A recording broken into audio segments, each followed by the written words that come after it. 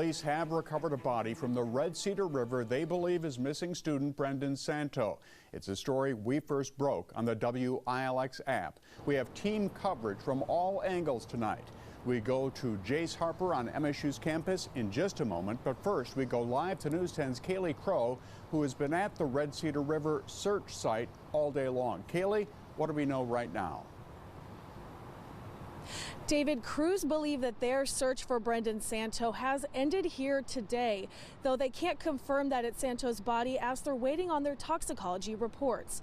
But the MSU police and other law enforcement have been out here searching a new location of the river today. And this location is near the end of Clifford Street, south of Kalamazoo Street, near Green Dot Stables. They say they located the body around 12:30, about a mile and a half down the river of where Brendan Santo was last seen. And it's being sent to Sparrow to be tested. Brendan's body did go to the Sparrow Hospital and is in the possession of the medical examiner and the pathologist. The medical examiner will make those determinations in terms of what tests will be done and what will be part of the autopsy process. And the search area had to be cleared of brush and trees to get the boat into the river. Inspector Rosman told me that the area they searched has a significant log jam, making a safe search harder to conduct. I'll have more on those efforts tonight at 5:30. Reporting live in Lansing, Kaylee Crow, News 10. Kaylee, thank you. We continue our team coverage now on the campus of Michigan State University. News 10's Jace Harper joining us live. And Jace, how is the campus community reacting to this news? Yeah, David, I was able to talk to just a few students up here on campus. Now, many of them are in a state of shock that the body of Brendan Santo could have been found. Now, a couple of them say they remember that Halloween weekend when he went missing, and ever since then have changed their behaviors when going out at night. Kind of make sure that we always go in groups now and that we're checking in with each other to make sure we kind of know like where we all are and just being more safe about it. Yeah, we always have a buddy. My mom wanted me to keep Life 360 on my phone just so she always kind of knows where I am and she could like show anyone at any moment where I was. Now, other students I spoke to here on campus say they were actually too shaken up to go on camera with us. And I did talk to one student who says that she was in shock after receiving the email. And we'll hear a little bit from her coming up at News 10 at 6 p.m. But for now, back to you guys. All right, Jace, thank you. News 10 will continue our team coverage throughout our 90 minutes of news. Stay with us, both on air and online. Continue our breaking news coverage now. Dive teams have recovered a body believed to be that of Brendan Santo. The 18-year-old, for 12 weeks, dive crews focused their efforts on the Red Cedar River running through campus. Just yesterday, Santo's loved ones petitioned for Ingham County to dam the river to help in the search. Today, crews recovered a body from the Red Cedar. We have team coverage tonight, beginning with News 10's Kaylee Crow, who has been at the search all day. And Kaylee, debris in the river has made this search quite difficult. David, the Red Cedar River behind me is full of logs and debris. Law enforcement from across the state came together to conduct this search here near Clifford Street, south of Kalamazoo Street, near Green Dot Stables. MSU police tell us that this search required a dive team, police, fire, and other law officials to safely recover the body. It comes just a day after the family pushed to dam the Red Cedar River to help in the search. It was a very complex and dangerous point of the river to search, and it required a lot of resources to do that, just based on the location, the complexity of that area, and the entanglement hazards and debris. Police also encourage anyone impacted by this discovery to get the support they need. I'll have more information on those resources coming up tonight at 6. Live in Lansing, Kaylee Crow, News 10. All right, Kaylee, thank you. The next step in the process is confirming who the body belongs to. News 10's Alyn Welch spoke to a former Ingham County medical examiner who explains that process. She's in the newsroom tonight. Alyn, what did you learn? Yeah, David, this process starts with forensic experts who play a large part in the process of confirming who this body belongs to. These cases often are difficult and challenging, especially considering what type of situation it is. Forensic specialists have to review multiple things. I spoke with former medical director for Ingham County, who walked me through some of that process. You still could look at dental records. Those should be valid. Possibly DNA could also help. There's these other identifiers that you can look at. I mean, did this person have tattoos? Did they have a fracture? Did they have some medical procedure that you could look at an old medical record? At 6, I'll give you more on what these medical examiners do to bring closure to those families. Live in the newsroom tonight, Alyn Welch, News 10. Alyn, thank you. Stay with News 10 both on air and online for the latest in the Brendan Santo story. Dive crews recover a body in the Red Cedar River they believe to be missing teenager Brendan Santo. The 18-year-old Santo, a Grand Valley State University student, has been missing for 3 months after visiting friends at Michigan State University back in October. We have team coverage tonight, beginning with News 10's Kaylee Crow. She's been on the scene all day on the banks of the Red Cedar. Kaylee, what message does MSU police have for students tonight? David, it's been a somber day for the community as they reel from the discovery of the body. I'm here at the end of Clippert Street, just south of Kalamazoo Street, near Green Dot Stables, where the search took place. Police tell us this was a hard area to navigate. Michigan State Police say they found the body at around 12:30 this afternoon. It was found about 1.5 miles down the river of where Brendan Santo was last seen. Right now, MSU police are waiting for a toxicology report to confirm it is the body of the missing teen Brendan Santo. Police want students to know there are resources available through MSU counseling services. Police also encourage MSU staff, if they need assistance, to contact the MSU Employee Assistance Program. We are deeply saddened by this tragic loss, and our thoughts go out to the Santo family and all those who knew Brendan. We ask that the public respect the family's privacy. Please understand that this is an open and active investigation, and we are limited in what we can share at this time.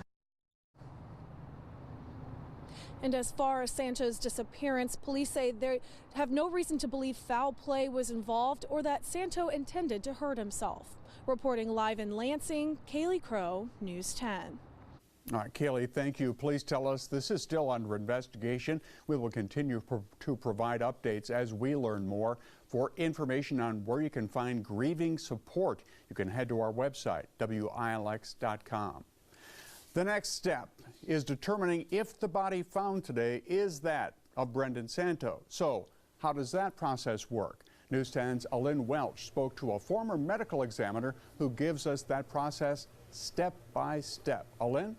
Yeah, David, after today, medical examiners will look at things like dental records and DNA to try to identify the body and figure out a cause of death. The former medical examiner for Ingham County told me another big part of this process is communicating with the family to give them the answers that they're seeking. Our sympathies always go out to the loved ones of the deceased, given the circumstances. But we try to present this information to them in a very sensitive way. And oftentimes they're very helpful to us. I mean, we need their cooperation, and they're seeking answers too. Santo says medical examiners try to go about this information in a way that is thoughtful and provides closure, while also getting the information that they need for the investigation. Live in the newsroom tonight, Alyn Welch, News 10. Alyn, thank you. Dr. Dean Sanko also says this process usually takes a few days. We will keep you updated on what they find. The MSU campus community shocked to hear today's news. News 10's Jace Harper joining us now from campus. And Jace, some students weren't quite sure when this search would ever end. Yeah, David, a lot of the students I've talked to up here say that they've been rendered speechless. One girl I spoke to said she was in shock after receiving the email from the school that they may have found the body of Brendan Santo. And one girl even saying that she was holding out for hope that they would find him alive. I'm really glad for the family because I thought they were never actually going to find that body since it's been a long time since it actually occurred. It's still harsh news that he was not found alive. Most of the students I've talked to say that they've changed their behavior once they go out at night, saying that they usually will have a buddy system or be in constant contact with their friends, even having apps that show where they're located at all times. For now, I'm live here in East Lansing. Jace Harper, News 10. Jace, thank you. We are staying on this story. We will continue to bring you updates, the latest, both on air and online at WILX.com. An investigation is underway tonight after a body is found this afternoon in the Red Cedar River. It's believed to be missing 18-year-old Brendan Santo. Good evening, everyone. We continue our breaking coverage right now on News 10 at 11. Here's what we've learned. Michigan State Police confirm a body was found in the Red Cedar River at about 12:30 this afternoon. It was found a mile and a half downriver from where Brendan Santo was last seen exactly 12 weeks ago. Police say the search was difficult because of debris in the Red Cedar. It was a very complex and dangerous point of the river to search, and it required a lot of resources to do that, just based on the location, the complexity of that area, and the entanglement hazards and debris. Next, the body receives a medical examination to determine if it is in fact Brendan Santo. They'll also look to determine a cause of death. Ingham County's former medical examiner walked us through how some of that process works. You know, typically it's involving coordination with law enforcement and others. I mean, you look at missing person reports. Who might this likely be? And you can estimate, is it a male, is it a female, is it an adult, is it a child, what's the age, and how does that fit the profile of someone who might be missing? Dr. Cinco says this process usually takes a few days. Right now, we don't know the timeline for this specific case. Today's news shaking up many students on the campus of Michigan State University, and that's where we find News 10's Jace Harper tonight. Jace, what did students tell you tonight? Yeah, David, needless to say, students are shocked at the announcement. Now, I spoke to 4 freshmen earlier today who say they remember the night Santo went missing, and they say it's stuck with them ever since. It's been almost 3 months since the disappearance of Brendan Santo on MSU's campus.